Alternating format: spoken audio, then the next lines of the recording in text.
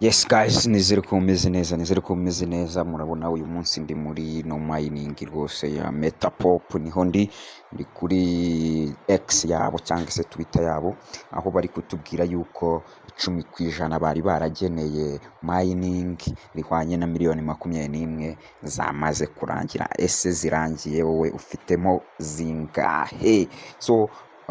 Iyi rero ikaba yarangiye, ubwo igikurikiyeho twaba ari ukuyibikuza tukareba n'uburyo dushyiramo contract address yayo muri MetaMask ndetse na Trust Wallet.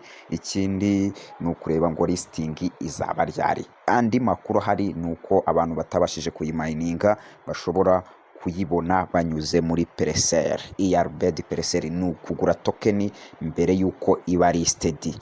Mujya mubibona biba muri Launchpad, muri Binance ndetse n'ahandi, ariko hano ho batanze website ushobora kunyuraho. Wanyura kuri iriya website yabo ukamenya ngo ni ibiki bigira gute bijya mbere, ukabasha kuyikorera. Dore ngiyo kuri iriya website yabo, ukabasha kugira gute, ukajyaho ukaba wabasha kuyigura itarajya ku isoko. Ubwo rero mining, abamayininze ndumva ari igihe cyiza cyo kwicara tukareba ko aya nayo twayakenyereraho. Yes guys, nizere ko mumeze neza. Tugiye kureba uyu munsi kuri mining ya Metapop. Nko mubona turimo updatinga, ubwo n'abandi mwese muzifite mubanze mukora iki, mukore updates, muza updating. Tugiye kureba rero yasohoye contract address yayo, tugiye kureba uburyo turayishyira muri Trust Wallet ndetse na MetaMask. Yes, murabona ko nageze muri Trust Wallet yanjye, ngiye gushyiramo iriya contract address. Nta kindi uzakora, uraza ukareba dufite iriya tutorial. Tuzaza hano muri manage crypto, tuzaza muri manage crypto hasi ahangaha, turangiza tuhakande. Mu kuhakanda turangiza tuzaza hejuru hano aho mubona hari manage crypto cyangwa se gucunga crypto nkuko mubibona ngaha. Then turabonamo all network, ni hano twabonye yuko iyi ya Metapop yasohokeye kuri network cyangwa se chain ya BNB, iyi ngiyi hano. Then turangiza tujye kwadingamo, tuzaza hano, aha niho turi bwadinge dushyiramo iriya token. Yes, tubakanda kuri plus, turangiza tuze turebe chain ngiyi hano uko mubibona. Ngiyi harimo Ethereum address, ngiyi turi bushyiremo, then izina na decimals na symbols tumaze kumenyera ko bita byijyanamo. Washyizemo smart contract address nziza. Icyo tugiye gukora ni ukubanza guhindura iki, ni ukubanza guhindura iyi Ethereum tugashyiramo BNB. Uwo tuzaza dushyiremo BNB. Yes, uzugakandamo bisanzwe, warangiza ugahitamo iyihe uzaza uklikemo ushyiremo BNB. Ngiyi hano BNB, ngiyi hano.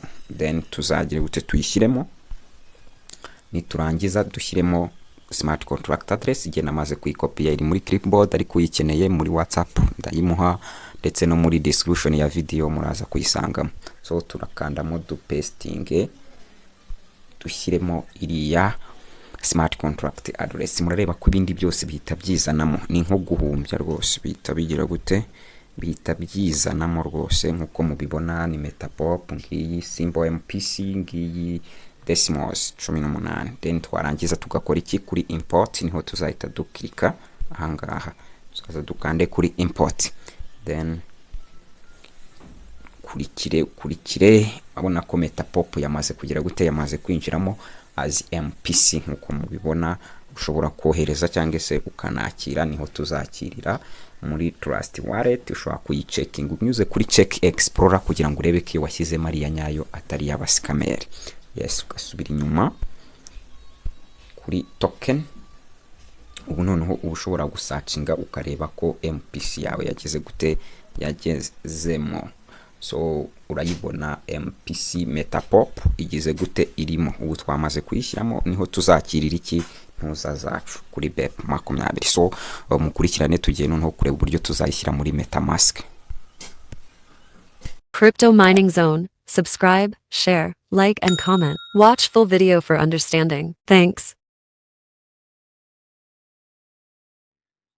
muri metamask rero nta bindi, uzagenda ujye muri metamask yawe urebe yuko chain washyizemo ni cyangwa se network ni BNB smart chain, nurangiza uze ujye kuri import token, niho tuzanyura. Nurangiza kuhakanda uzakanda kuri import token, nurangiza ujye bafite search, ushobora kuyisearchinga ariko ntayihari kuko si popular. Uzaza kuri custom, nurangiza uze upestingemo hano nkuko tusanzwe tubizi.